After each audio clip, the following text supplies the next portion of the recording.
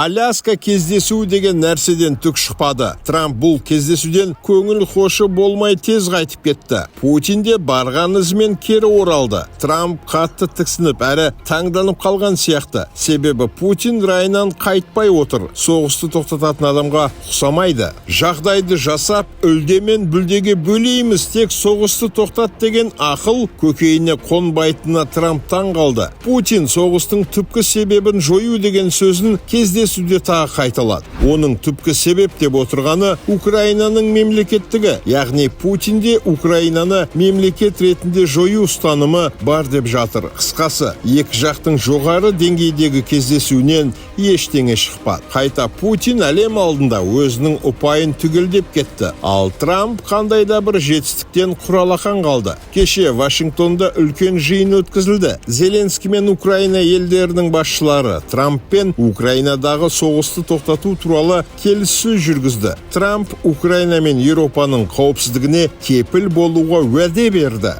Сценарийдің қалай қарай өрбитінін уақыт көрсетер, ал әзірге Ресейдің барлауының агенттер желісі Қазақстан аумағында қандай жұмыс жүргізіп жатқанына және көздегендері не екеніне тоқтала кету керек болып тұр. Кеш жарық ағайын, бұл неге олай бағдарламасы.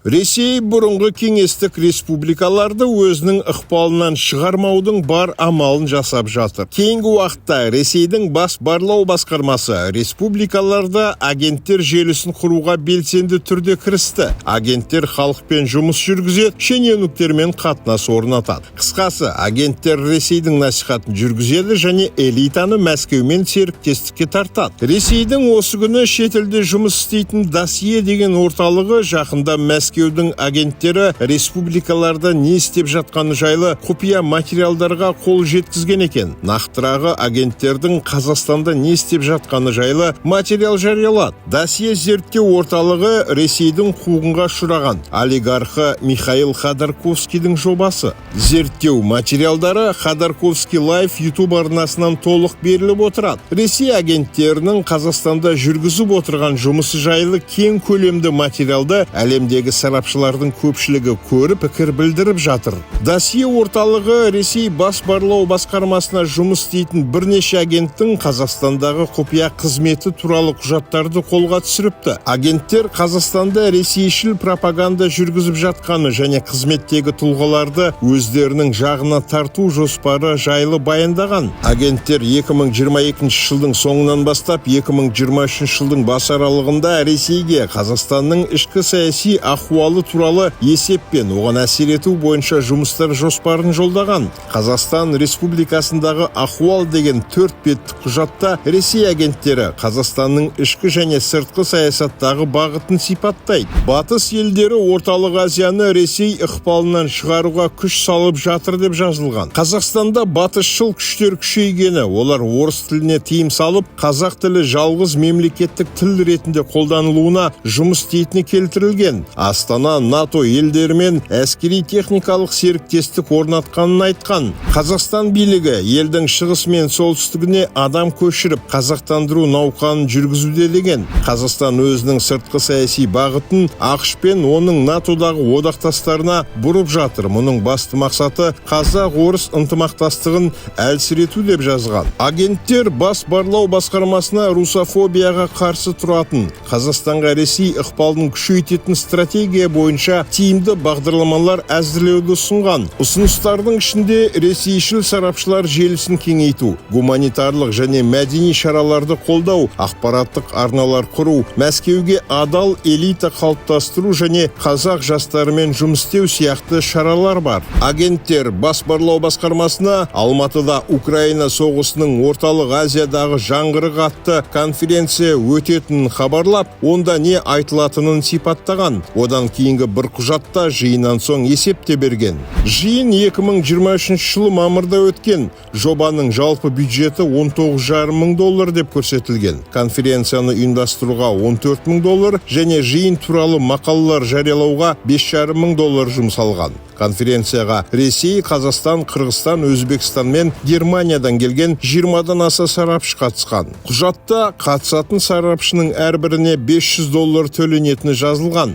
Қалған сарапшылар өңірдің қауіпсіздігіне тек Ресей кепілдік береді деген риториканы таратуы керек болған. Бірнеше сағатқа жалғасқан жиында ресейшіл риторика көп айтылған. Мәскеумен тығыз қарым-қатынасты сақтау тиімді деп дәлелдеуге тырысқан. Қазақстан, Қырғызстан, Өзбекстан, Тәжікстан мен Түркменстан Мәскеудің жағында болуға тиіс деген риторика айтылған. Ресейлік агенттер Қазақстандағы қоғамдық саяси ахуалды жақсарту бойынша жұмыс жоспарын жолдаған. Олар Қазақстанда ресми түрде ғылыми әлеуметтік зерттеу жүргізетін, құпия түрде Мәскеу мүддесіне жұмыс істейтін зерттеу институтын құру ұсынған. Бұл зерттеу институты Қазақстан элитасына және өзге ықпалды топтармен байланыс орнатып, қоғамдық саяси жағдайға ықпал ету мүмкіндігіне ие болу керек деген. Зерттеу институтының бюджеті 24,205 мың рубль, яғни 125 миллион теңге болады деп шамалаған. Ол институттың штатын арттырып отыру керектігі де көрсетілген.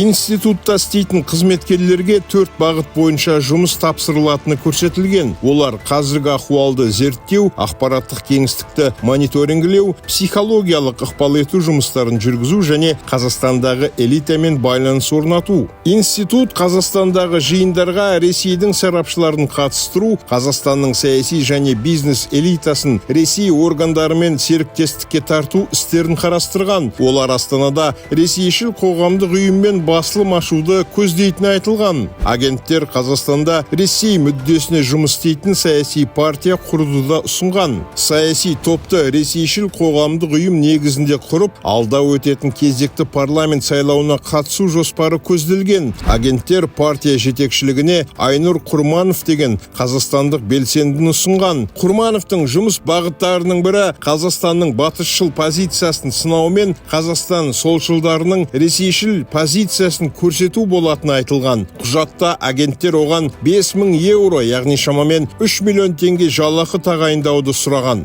Бұл ақшаға Құрманов Қазақстандағы протесттік жағдайлардың картасын жасап, наразы топтардың лидерлерімен байланысып, болашақта қандай да бір наразылықтарға бағыт беріп, олардың көлемін арттырумен айналысу керек деп көрсетілген. Ашық ақпарат көздерінде Айнұр Құрманов Қазақстанның социалистік партиясының жетекшісі делінеді. Қысқасы, осындай жайсыз материал тарат. Дәл осындай тыңшылық жұмыс Ресей тарапынан өзге республикаларда да жүргізілуі мүмкін. Бір айта кетерлігі, досьенің қолына түсті деген құпия құжаттарда ешқандай мөр жоқ екен айтылған. Досье орталығы мұны негізгі шын құжаттардың көшірмесі дегенге келтіреді. Арнайы сіздер үшін неге олай бағдарламасы? Құрметті көрермен, YouTube арнамызға жазылып, осы мәселе жайлы пікір қалдыра отырыңыздар.